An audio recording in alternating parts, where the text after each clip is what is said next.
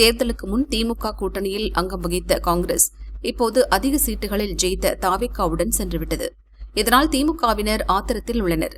இந்நிலையில் மயிலாடுதுறை தொகுதியில் காங்கிரஸ் சார்பில் போட்டியிட்டு வெற்றி பெற்ற ஜமால் முகமது யூனுஸை திமுக தொண்டர் கணேசமூர்த்தி போன் போட்டு திட்டி தீர்த்துள்ளார்.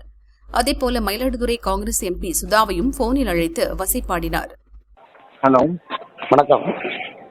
வணக்கம், சொல்லுங்க. எம்எல்ஏ இல்லைங்களா? எம்எல்ஏ தான் பேசுறேன்.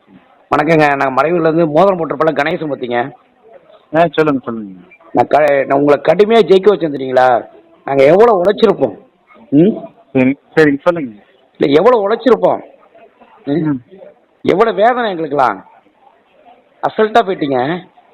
இல்லைங்க, நம்ம முடிவு எடுக்கிறது மயிலாடுதுறையில ஜெயிக்க மாட்டேன்னு சொல்லி நாங்க எவ்வளவு போராடி இருப்போம், எவ்வளவு ஜெயிக்க வச்சிருப்போம். மொத்த திமுக காரனையும் நீங்க மன உடைச்சல் ஆக்கிட்டீங்களே, இந்த துரோகம் இருக்கும். அதெல்லாம் ஒரு துரோகம் இல்ல பிரதர், வந்து பேசுங்க. எப்படிங்க அதான் ஜெயிச்சு போயிட்டீங்களே. பேசுவோம். என்னத்த பேச போறீங்க இன்னுமே? மயிலாடுதுறை. ஹலோ ஹலோ மேம், வணக்கம் மேம். யாரு? மறைவுல இருந்து கணேசமூர்த்தி மேம். யாரு? மறைவுல இருந்து கணேசமூர்த்தி. இந்த மோதிரம் போட்டிருப்போம்ல. வணக்கம், சொல்லுங்க மேம். என்ன மேம், நாங்களாம் எவ்வளவு கடுமையா கஷ்டப்பட்டு ஜெயிக்க வச்சோம். ஆமா ஆமா ஆமா மேம், இதெல்லாம் வேதனை மேம். நாங்கெல்லாம் இல்ல நேர்ல வந்து பேசுறேன். நான் தான் நேர்ல வந்து பேசுறேன்.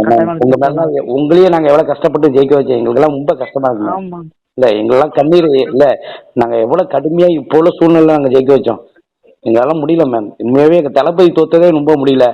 நீங்க பண்ணது ரொம்ப எங்களுக்கு மன உடைச்சலா இருக்கு. தைரியமா இருங்களா, நான் வரேன். நேர்ல வந்து பேசுறேன். நான் வரேன்.